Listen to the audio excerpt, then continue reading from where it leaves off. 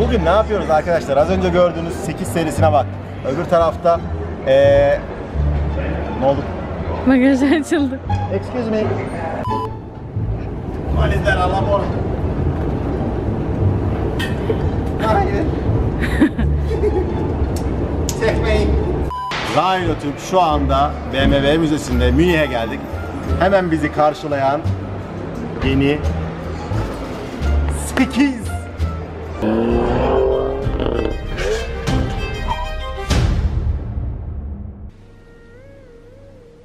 Saat 2:30.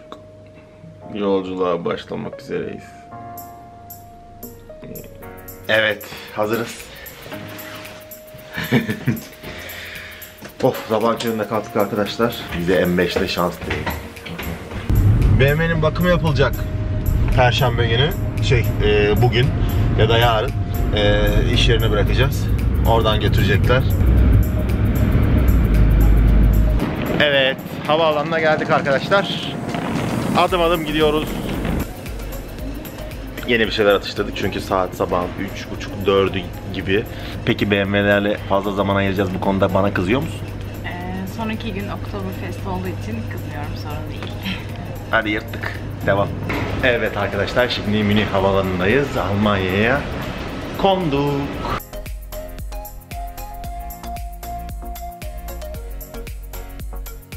Biz de bir M5 kiralayacağız. F90 M5 için, videosu için, testi için, incelemesi için, kalkışı için, uçuşu için. Hazır olun.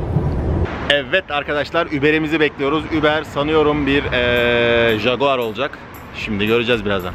Hanım da orada çantayı deldi, bir şeyler arıyor. Ne aradığını ben de bilmiyorum.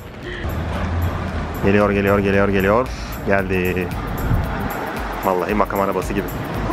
Almanya'da Uber'in kralına denk geldik. Daniel. Şöyle Uber'den, sistemden de baktık. Kaç? 15.000 küsür Uber taşıması yapmış arkadaşlar. Bu Almanya'da bir rekor. Vallahi bize iyi denk geldi. Ama beni tanımıyormuş. Hayret. Ben bu işe şaşırdım diyor. Görüşürüz. İnşallah BMW'de yetişeceğiz. Kara göründü. Evet arkadaşlar, günlerdir bahsettiğim Almanya'ya, BMW dünyasına, yani BMW Welt'e gelmiş bulunuyoruz. Buraya akın akın insan geliyor gördüğünüz gibi. Şimdi biz de içeriye gireceğiz. Orada yeni M5 mi var? Ondan sonracıma M4 Competition mı var? Arka tarafta M Performans arabaları mı var? Yoksa yeni 8 serisi mi var? Bunların hepsine beraber bakacağız. Hadi gelin benimle. Rhino-Türk şu anda BMW Müzesi'nde Münih'e geldik. Hemen bizi karşılayan yeni 8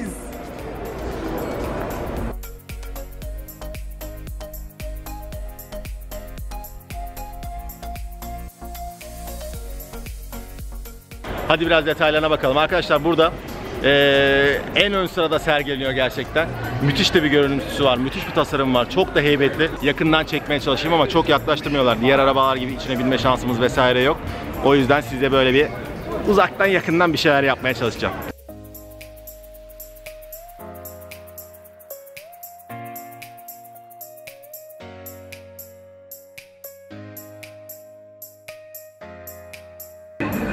Burada gördüğümüz araba arkadaşlar 840. Şöyle bir yakınlaşmaya çalışalım. Gerçekten muhteşem görünüyor. Ben çok beğendim, bayıldım hatta. M5 mi bu mu deseniz muhtemelen bunu tercih ederim. Şöyle fiyatına da bir bakalım. Yani çok da bir şey yok açıkçası. Bugün ne yapıyoruz arkadaşlar? Biraz önce gördüğünüz 8 serisini inceliyoruz. Buna bakıyoruz. M4 Competition Pack, M2 Competition Pack, M5 Competition Pack. İçeride alabildiğini M performans parçası, M performans arabası. Hepsini bu videoda göreceksiniz. Hold on, just let us escape and fly away tonight. We have the world in our sight, and I know together we'll be alright. Can you see forever? Miniciler, sizi de unutmadığım BMW grubunun bir parçasısınız. Arkada bir tane John Cooper Works var. Şimdi detaylarını çekeceğim sizin için.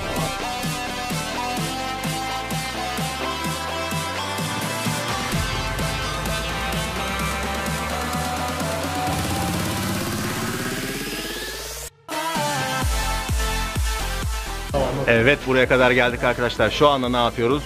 Shop kısmını unutmuyoruz. Shop'ta ben ne yapıyorum peki? Sizin için videolarda gelecek çekiliş malzemelerini tek tek seçiyorum. Neler var neler.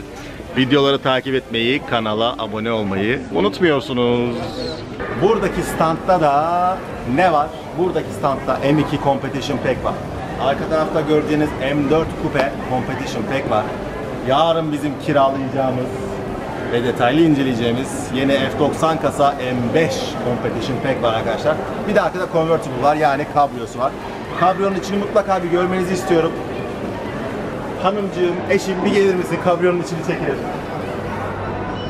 Çok değişik bir kombinasyon yapmışlar. Direkt beyazla işte taba rengi gibi olmuş ama şeylere falan da deri kaplamışlar tamamen. İçteki trimler aynı şekilde beyaz olmuş. Diğer tarafta arkadaşlar bizim M4 Competition Pack aracımız var. Abicim bunu size kaça yaparım? Bizim aracımız var deyince sanki ben satıyormuşum gibi oldu. Bu da Frozen White galiba rengi. Böyle satin, mat satin bir rengi var. Dokunduğunuz zaman o hissi vermiyor ama çok değişik bir rengi var. Dışarıdan uzaktan baktığınız zaman kesinlikle bir Frozen renk olduğunu düşünüyorum. Bu tarafa, bu tarafa, bu tarafa, bu tarafa, bu tarafa, bu tarafa. Şimdi M5'in yanına gidiyoruz arkadaşlar. Yarın tüm detaylarıyla inceleyeceğiz inşallah. Ve 6 saatte kullanacağız. Yarın bizim kullanacağımız versiyon tabii ki Competition Pack olmayacak. Şimdi ben size bunun detaylarını burada çekeceğim. Yarın çekeceğimiz videoda da, diğer videoyla da karşılaştırma yapacağız. Buradan görüntü, oradan görüntü, onları birazcık ayarlarız. Bunun da içi muhteşem. Maalesef bunların içini açmıyorlar. Biz de böyle uzaktan bakmak durumunda kalıyoruz ama içi gerçekten muhteşem. İnşallah yarın, inşallah yarın içindeyiz. Yarın içindeyiz M5.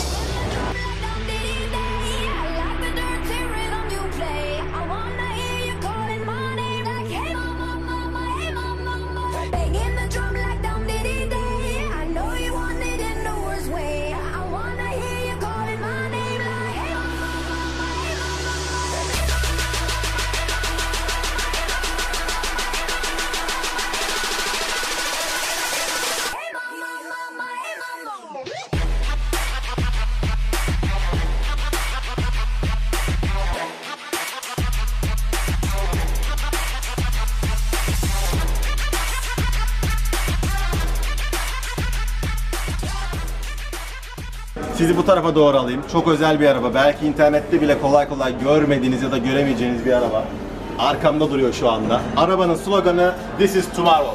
Yani bu yarınla. Bomba bir tasarım olmuş arkadaşlar. Yani şu öndeki panjur, çizgiler, böyle bir değişik renk. Aynalara dikkatinizi çekiyorum. Aynalar direkt kameralı. Ufacık ayna koymuşlar. Kapı kolları Tesla'dan alıştığımız şekilde gelmiş. Şöyle bir de arkasına bakalım. İşte This is Tomorrow. Turumuzun sonlarına doğru yaklaşıyoruz arkadaşlar. Hemen bu tarafa doğru dönersek bir i8 Safety Car göreceksiniz. Bunu da kolay kolay göremezsiniz. Bu da Rhino-Tub'un farkı olsun.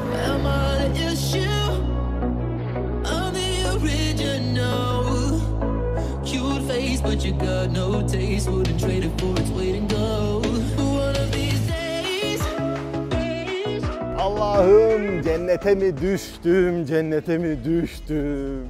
Neredeyiz arkadaşlar? BMW dünyasında en performans arabaların arasındayız. Size şimdi şöyle bir tur attıracağım. Öncelikle bu tarafa gelelim. 4 serisi arkadaşlar ama müthiş bir hale getirmişler.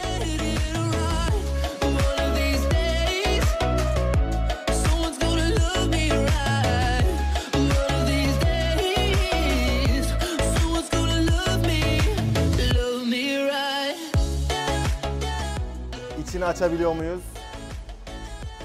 Maalesef içini açamıyoruz. Hadi gelin. Bir M2 en performans modeli. Maalesef bunun da içini açamıyoruz. Ama burada da gördüğünüz gibi yine karbon aksamlar. Ön tarafta karbon aksamlar. Parlak siyah. Bizim en sevdiğimiz böbreklerden. Müthiş bir paket olmuş arkadaşlar. Bunların da detaylarını hepsini göstereceğim. Birazdan şöyle hepsini çekeceğiz. Onun yanında bir 4 serisi. Ne bu? M4. M4'ün en performans modeli. Hadi ona da bir bakalım. Yine aynı şekilde en performans olan siyah ızgaraları var arkadaşlar. Ön tarafta karbonlar var. Buradaki zaten genel paketin şeyi genelde karbon olması ve parlak siyahlarla bunu bütünleştirmiş olmaları. Biraz da ben bakayım izninizle. Arka tarafta ise bir 5 serisi. Yeni G30. G30'a geliniz. Yine aynı şekilde karbon detaylar burada duruyor. Yine parlak siyah, yine karbon aynalar. Artık bu en performans parçalarının bir karakteristiği olmuş durumda arkadaşlar. Parlak siyah parçalar, karbon parçalar. Şimdi birazcık da arabaları şöyle bir gezdireceğim. Kendiniz görün. En performans dünyasını, hatta şurayı şöyle bir yukarıya doğru gezdireceğim. Bir bakın bakalım burada neler varmış. Someone's gonna love me right. Someone's gonna love me right. But I've been wasting so much time trying to figure out what's mine instead of just living my own life. Biliyorsunuz BMW Welt içindeydik, BMW dünyası içindeydik. Buradaki arabaları gezdik, onları tanıttık. Bugün ise büyük gün. Bugün ne yapıyoruz abi? Bugün M5, F90 M5 kiralıyoruz. Onunla 6 saat geçireceğiz. Onunla ne yapacağız? Onunla Ingolstadt'a gideceğiz. Yani Audi'ye gideceğiz. Orada Audi'ye nazire mi yapacağız artık bilmiyorum.